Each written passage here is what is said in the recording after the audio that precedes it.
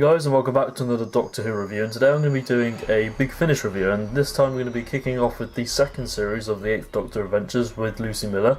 And as some of you may know, I've actually reviewed the first series in the range, and as I'd say I probably did really like the first series. There are a couple of stories which I thought were a bit sort of average, and maybe one was a bit below average, but I think it started off really well, and I think it ended really well. And I decided recently to buy some of the stories from the second series, and I recently bought 3 of them, and they are Dead London, Max Warp, and Brave New Town. And so obviously I'm going to start from the beginning, and I'm going to review Dead London, and it's written by Pat Mills. And before we get into my thoughts and opinions on Dead London, I'll just show you the sort of presentation of the CD, and as you can see, you've got the Doctor and Lucy Miller, of course. If you've forgotten, I'm sure you haven't. That was a bit weird, but never mind. So it's quite a nice cover, quite sort of bluey and sort of yellowy. They're not real words, but what the hell. It stars Paul McGann and Sheridan Smith, and it also features Rupert Van Sittart, I think that's how you pronounce that name, and Claire Buckfield, and full cast audio drama, etc, etc. You've got the spine there. Unlike the first series, which had sort of different coloured pictures of the 8th Doctor, the second series and the third series both have blue pictures of the 8th Doctor, which I think is sort of makes a bit more sense, because it looked a bit sort of weird with loads of different colours of the icon of the 8th Doctor there. That's just my little nitpick, but it doesn't really matter. On the back here we have the title and the blurb and the cast, and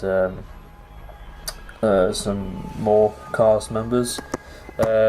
So I'll just read you the actual blurb of the story, and the blurb is: someone is playing with us, manipulating time and space for their own ends. So that's actually a quote from the story. A TARDIS lands in London, but which one? The Doctor and Lucy find themselves trapped in a maze of interlocking Londons from Roman times to the present day. But they are not alone in this labyrinth.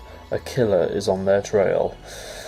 So yeah, you've also got a list of characters there, and I'll talk about those in a bit. But first, I'm just going to sort of go straight in with my opinions and thoughts on Dead London. So I heard from a lot of people that this story isn't the greatest way to open the second series, and would I agree with that? Well, I think I probably would, because Series 1 had such a great opener, which of course was Blood of the Daleks, and if you haven't listened to that, definitely go and check that one out, because it is such a great story, and also a great Dalek story, and it's written by Steve Lyons, so you can't really go wrong there, to be honest. And so I sort of knew this going into Dead London, that it wasn't highly thought of and not the greatest way to start Series 2. But I found myself actually quite enjoying the story quite a bit. It's quite a bit of fun. It's definitely got that sort of new series vibe, and I would suggest that if you're looking to start, if you're wanting to start Big Finish, like if you want to get a collection going, I would suggest starting with the 8th Doctor Adventures with Lucy Miller, because Lucy is sort of like a better version of Rose.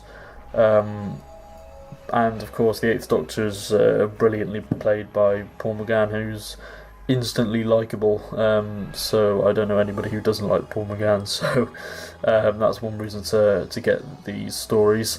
I'd say the premise does sound quite interesting, and I think the plot is actually quite well paced, and it doesn't drag at all, I didn't think. It's got some good, interesting characters. The villain is pretty much a sort of rip-off of the Zygons, because basically a shapeshifter with a whispering voice, so you can sort of get where the inspiration came from there. And I won't really go into spoilers because I want you to sort of enjoy the story for yourself, even if it's not the greatest. As for the characters, there's a character called Sophie who I thought was quite cool, quite a fun character. I'm trying to think what her nickname in the story was. It's spring-heeled Sophie. That was it. And I think Claire Buckfield gives a pretty good performance as Sophie. I think the man, I'm trying to think who the main villain is called Sepulchre, I think. Is that, I don't know how you pronounce that. I mean, I never listened to the story but I think that's how you pronounce it, because a lot was happening in the story. I thought the villain was okay. It was a pretty obvious rip-off of the Zygons, but basically the villain is sort of like a half human, half lizard type thing, or half snake, sort of mixed into one. So if you can imagine that, then it could probably be a bit weird.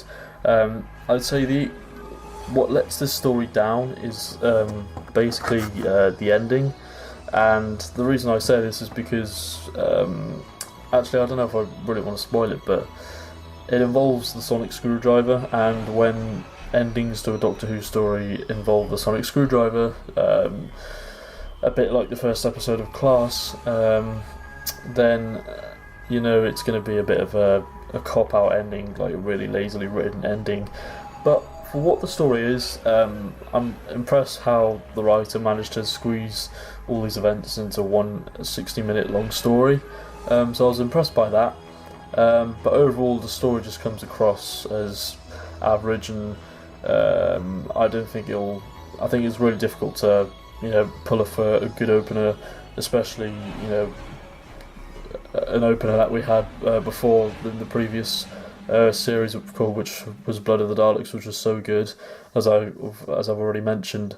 But as far as performances goes, everyone's really good.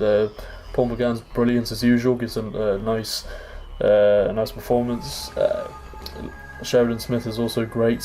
I just think the cast give really good, solid performances, and I think this is where the second series starts to have a sort of lighter, fluffier tone, a bit like the new series, a bit like the television series with David Tennant. So yeah, I think that pretty much concludes my review. I think if I had to give it a rating, I would probably give it a 5 out of 10, because it's just average, really. It's not terrible, but it's not amazing either. So yeah, I think that pretty much concludes this video. So thank you very much for watching. Comment down below and tell me what you think of Dead London if you've listened to it. So yeah, thanks for watching, and goodbye.